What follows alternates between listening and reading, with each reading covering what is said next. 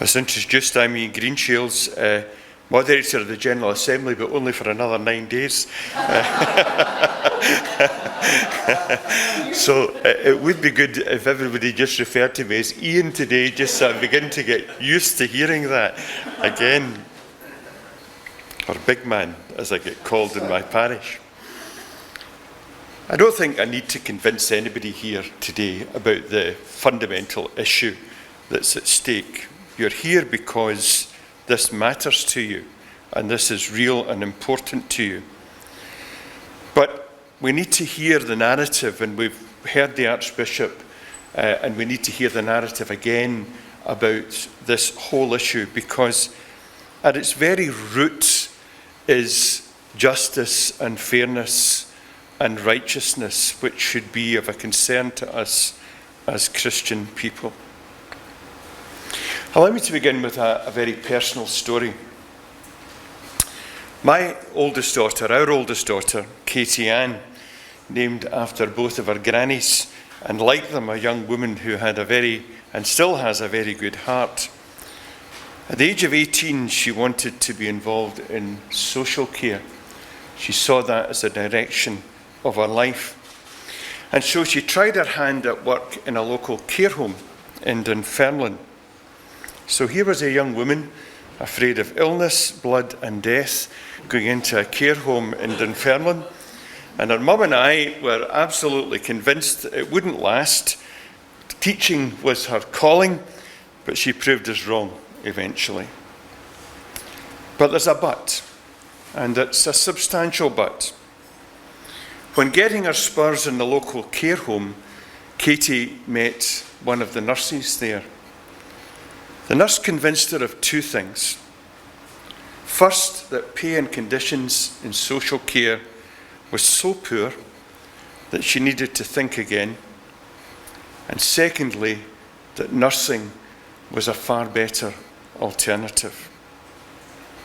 Katie's been a nurse now for the last 10 years. And I think that social care lost someone who would have been exceptional. A sobering thought. Over the course of my year as moderator, I've been able to spend a good bit of time with CrossReach, with Viv and others, and seen the social work care arm of the church delivering its services firsthand, doing it in the church's name, doing it in Christ's name, doing it all over Scotland.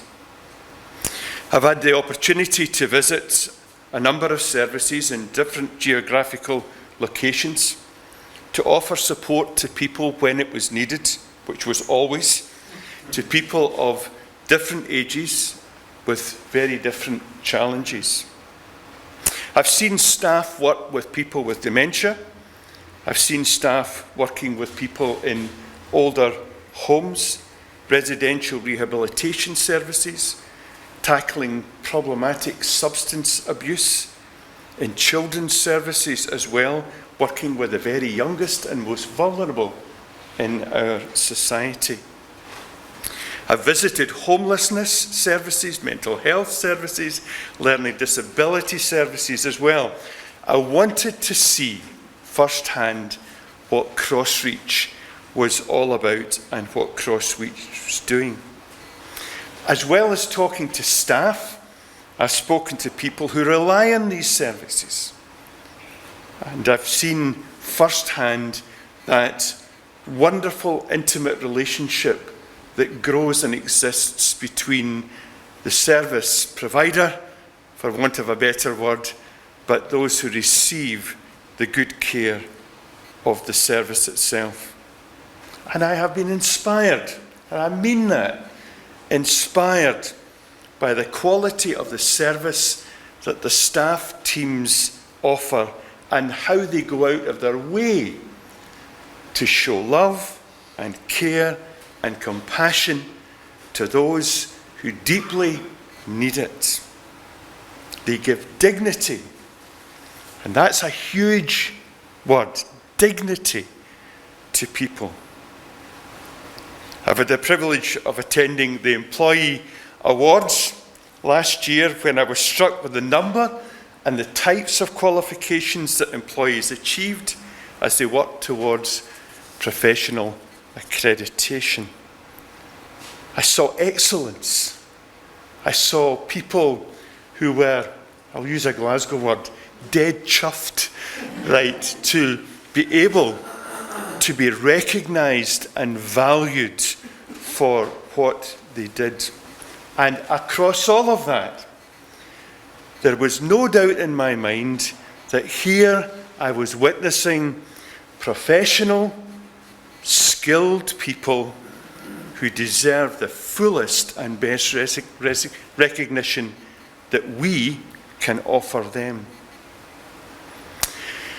However, and there always is a however, when I looked deeper into it and had conversations with Viv and others and saw the way in which recruitment was being undermined and morale was being undermined, it became a deep concern of mine that that was the result of, very often, pay that cannot be sustained in terms of offering a decent, good life to those folks who themselves are trying to provide a decent and good life for other people.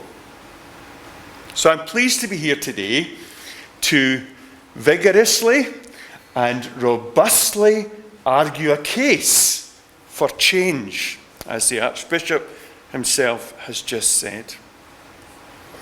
In 2021, the Scottish Government commissioned an independent review of adult social care, the Feely Review. They made a number of recommendations about social care in general and the need for widespread reform. When it reported in, there were 57 recommendations in total, covering topics such as human rights, commissioning, structure, governance, and finance. When it came to comments about the workforce, here is what was said.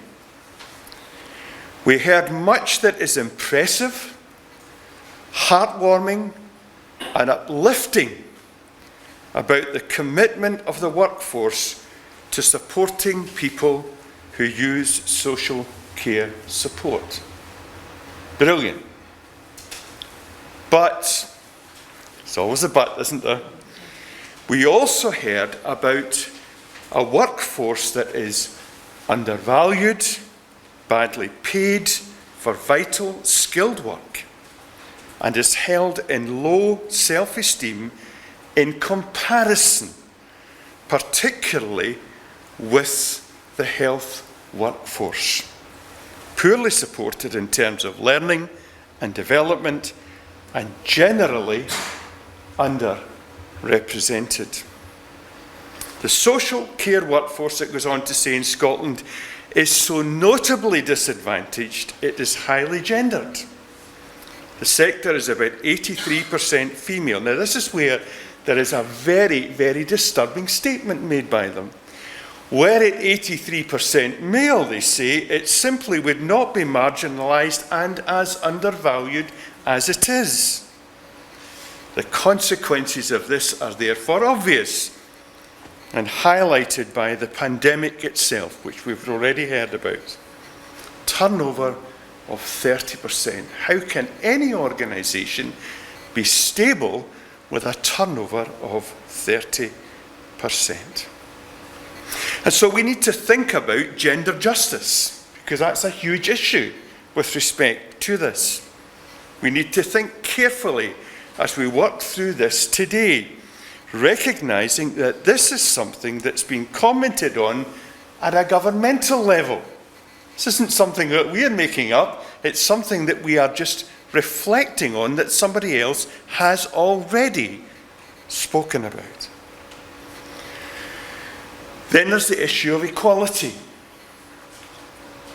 We recognise the Scottish Government has made welcome and significant investment in part of the social care force work since 2021. We understand, though, that it continues to fall short. And that's not good enough. What Scottish Government is committed to do is to paying the adult care workforce £10.90, the living wage, from April 2023. Now, that represents a 14% increase in the last 2 years. But 14% from where? That's the whole point. From where? If it was 14% to something that was significant, that's different altogether. But it's 14% to take them up to the living wage. And who can live on the living wage? This commitment also covers frontline workforce, but it doesn't address ancillary staff. It doesn't address a whole lot of other people. And also, we see a commitment to £12 an hour. That's another issue. When? When will it be £12? Will it be 2025? And what will £12 represent in 2025? Will it be enough? No, it won't. And is £12 enough anyway? When that comes in, should it not be much higher than that? And when we look at what many of us around the room would consider a righteous wage for the work that we do, it simply is not enough. But the thing for me that makes it more unfair than anything else and creates the greatest inequality is that a similar job being done in the National Health Service, and I'm not knocking the National Health Service here, would incur a 21% differential. So in other words, somebody doing a similar job in the National Health Service would earn £4,330 a year more. How can that be right? How can there be any justice in that? The same job being done and having that kind of differential. That's for an NHS Band 3 worker. It's not talking about high up the scale. That's a Band 3 worker. So this research shines a light on the pay gap between support workers and roles of the same size within even the retail industry in Scotland, the vast majority of which have a reference point that is low. I'll give you just an example. One of my daughters, I have an awful lot of daughters, right? But one of my daughters is at university just now, and she's doing an arts degree. And for some reason, art students have an awful lot of time off. 5 months. You know. So she was looking for a job, and one of my other daughters, Katie, who's a nurse, said, "Why don't you go and work in a care home?" She said, "That would be a really, really good experience for you in life, apart from anything else," and it would, given the kind of person she is. And she came back and said, "I can earn £2.50 more in Tesco." Now she's a student and she's got to make value judgments, and how can that be right? How can that possibly be right? And I'm not devaluing the work that anybody does in Tesco. I'm just making an observation. And finally, there is the issue of support for the people who themselves are being supported. I would want to know that the person that was looking after me was being well looked after themselves. I would want to know that the person who was looking after me was being valued for what they did, by what they were paid. I would want to know that they could afford to go away for a good holiday and live in a decent house and not have to worry about how they were going to pay their bills. I would want to know that they weren't working 60 hours a week to try to make ends meet, which some of them sadly have to do by taking extra shifts somewhere else. I would want to know that they had a quality of life similar to the quality of life that they were also offering me.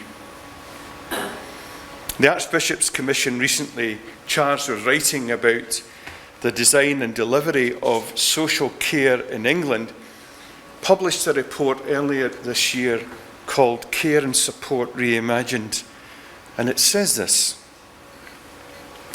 the lack of care and support when we need it is an injustice. Our collective failure to act to provide care and support is a sin. The mission of the church is to carry on the work of Jesus to release the oppressed. He identified with the marginalized in society, challenged the authorities, and turned the rules and norms of the day on their head. This means paying heed to the voices that are seldom heard and taking action to create a system of care that is fair and provides equitable access.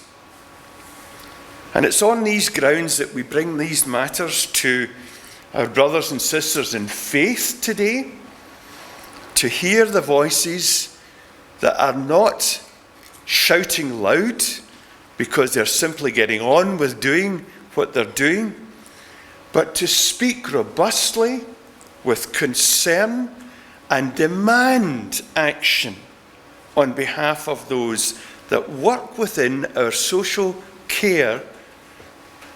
Industry is a bad word, but work within our social care capacities so that they themselves not just feel valued, but can lead a valuable life. And in doing so, will offer a better service to those that they care for. And it's not a matter of being fobbed off by those who are in power and have the power to change things.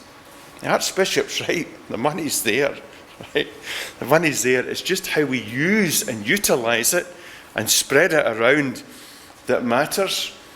And my own experience over the last year as moderator is that people are quite happy to give you a pat on the head and say, well done, and this sounds good and this sounds right, and do hee-haw about it. And I think that there needs to be a kind of movement within the Christian religious community that says, actually, guys, we represent 1.5 million people in Scotland. Listen to us. Take heed what we're saying, because we're not prepared any longer to just sit back and allow you to fob us off and for indifference to be your mantra. Action needs to be taken. It needs to be taken now, and it needs to be taken in such a way that the promises you make are made not sometime down the road when they will have lost their value, but immediately so that they have value for those that need it most. Thank you.